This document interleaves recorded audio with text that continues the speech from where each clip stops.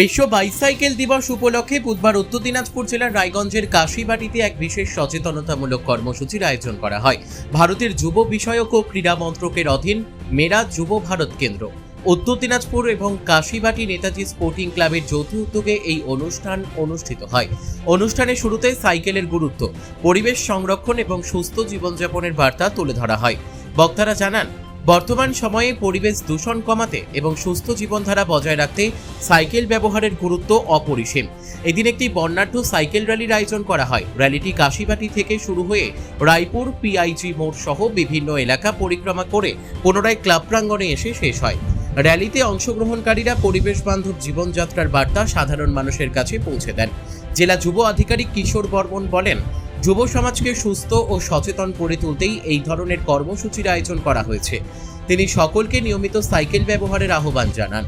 কাশীবাটি Netaji sporting ক্লাবের অন্যতম সদস্য শঙ্কর পাল জানান, বিশ্ব সাইকেল দিবস উপলক্ষে এলাকার যুবকদের নিয়ে এই উদ্যোগ গ্রহণ করা হয়েছে।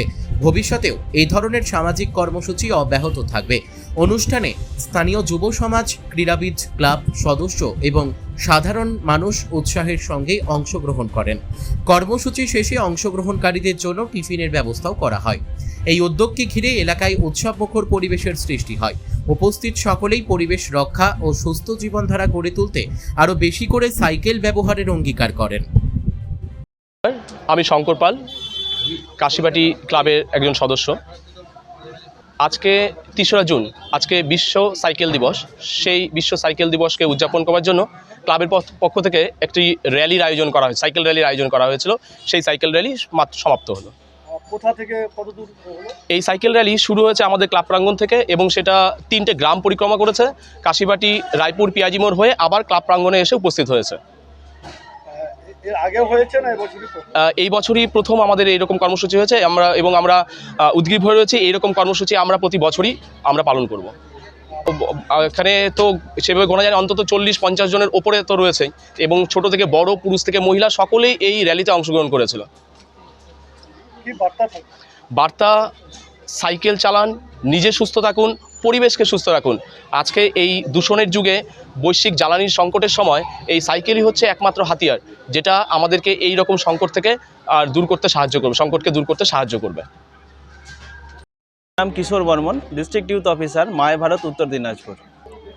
আজকে বিশ্ব সাইকেল দিবস 3 জুন, গোটা বিশ্বে আজকে সাইকেল দিবসে পালন করা হয়, যেটা 2018 সালে ইউনাইটেড নেশনে বিশেষ দিনটিকে স্বীকৃতি দেয় বিশ্ব সাইকেল দিবস হিসাবে। সেই দিন উপলক্ষে আজকে আমাদের এই প্রোগ্রামটি পরিচালনা করলো কাশীবাটি নেতাজি স্পোর্টিং ক্লাব।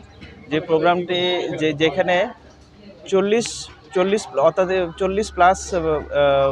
ভলেন্টিয়ার্স এখানে পার্টিসিপেট করেছে এবং আমরা এই প্রোগ্রামটি আজকে কাশীবাটি স্পোর্টিং ক্লাব প্রাঙ্গণ থেকে শুরু করে 3টি গ্রাম, পিআইজি মোড়, রায়পুর আর কাশীবাটি হয়ে তারপরে আমরা আবার আমাদের এই ক্লাব প্রাঙ্গণে এসে প্রোগ্রামটি শেষ করি। এই সাইকেল র্যালির গুরুত্ব সম্পর্কে যদি বলেন। বর্তমান সময়ে সাইকেলের গুরুত্ব অপরিসীম। বর্তমান আমাদের যে বিশ্বের যে পরিস্থিতি, যুদ্ধ আবহাওয়ার কারণে যে জ্বালানি সংকট, তার জন্য মাননীয় প্রধানমন্ত্রী যে সবাইকে আবেদন করেছেন যাতে আমরা ব্যক্তিগত যানবাহন কম ব্যবহার করি এবং পাবলিক ট্রান্সপোর্টকে বেশি ব্যবহার করি।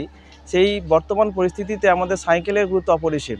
সাইকেল যদি আমরা ব্যবহার করি শুধুমাত্র সেটা আমাদের আর্থিক মোকাবিলা বা বর্তমান পরিস্থিতিকে মোকাবিলা করার জন্য নয়, সেই সাইকেল র্যালির মাধ্যমে আমরা আমাদের পরিবেশকে সবুজ এবং সুন্দর রাখতে পারি এবং আমাদের শরীর স্বাস্থ্যকেও ঠিক রাখতে পারি।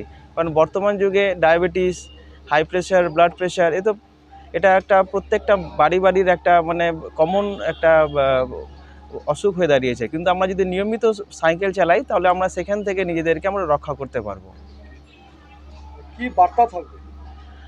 এই বার্তা এই যে প্রত্যেককে আমি আবেদন করব যাতে সাইকেলকে যেন প্রতিদিন যেন আধা ঘন্টা হলেও যেন সবাই একটু সাইকেল চালায়। তো সেই সাইকেল চালালে সে নিজের শারীরিকভাবে সে সুরক্ষিত থাকবে এবং তার সঙ্গে আমাদের যে যানবাহনের যে সমস্যা, বিশেষ করে শহরাঞ্চলে যে ট্রাফিক জ্যাম, প্রচণ্ড গাড়ি হওয়ার জন্য এই সমস্যার সৃষ্টি হয়েছে। তো আমরা যদি নিয়মিত সাইকেল চালাই তো সেখান থেকে আমরা নিজেদেরকে মুক্ত রাখতে পারবো।